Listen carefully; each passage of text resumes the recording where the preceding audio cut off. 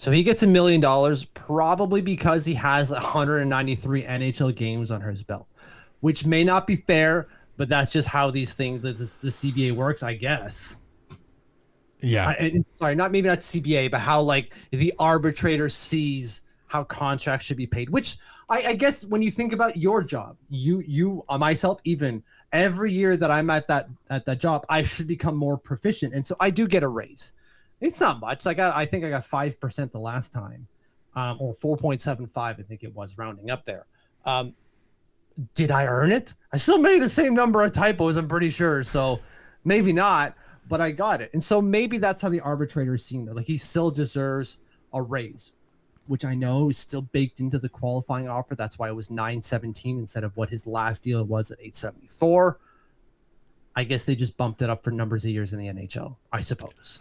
Yeah, I guess so. But when that number came across my screen, I was floored. I was like, wow, that was not what I.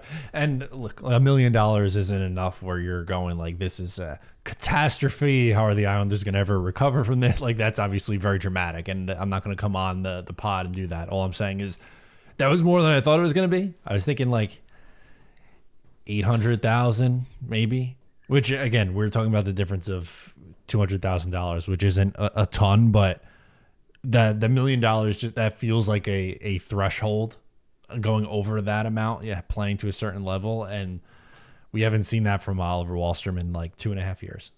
Right. And so now, obviously, like you said, people are going to be looking at the cap because the Islanders are $950,000 over the cap. They have 14 forwards, 7 defensemen, 2 goalies. And like you can't scratch or waive even Simon Holmstrom or even tell you, or Kyle McLean even. That's not going to change anything. 775 on the cap still means you're over the cap. So the only ones in terms of forwards that can go down is Tsiplikov, who can be sent to waiver through waivers, is waiver excluded, I believe, based off of this. Yeah, he's on his ELC. Oliver Wahlstrom would be able to go down, and anyone above him, but like you're not waiving someone like Cizikas, Engvall, Declare, so on and so forth. On defense, you'd have to be Mike Riley.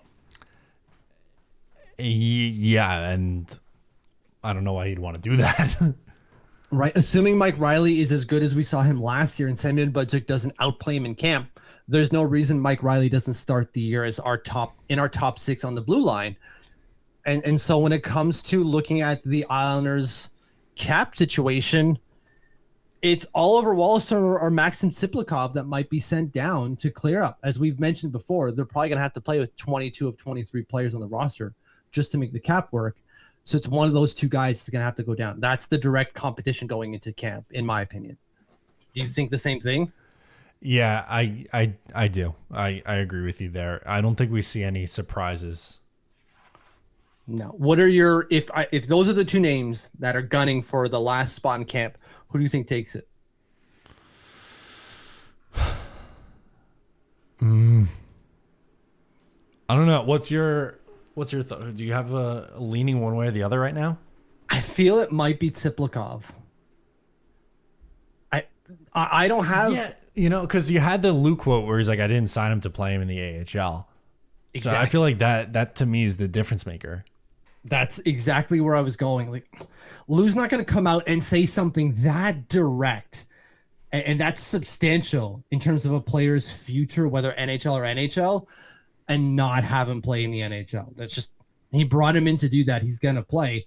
So Oliver Wahlstrom has to outplay him massively at at training camp, or else he's clearly sent down. Now, ideally, you trade him so you don't have to send him down. You get something for him, but like, clearly he is the weakest, maybe not the weakest link, I should say. That's insulting to him. He is the odd man out. Yes, that's I think that's a better way of putting it. He is the odd man out. It feels that way. Like Wahlstrom, Pajot, like these guys, it's just like when you're trying to put the puzzle pieces together, they gotta be. And right now, someone is going to be an odd man out because, as you noted, they are over the cap right now. If you like that, make sure to subscribe to Up the Turnpike on Patreon for more exclusive New York Islanders content.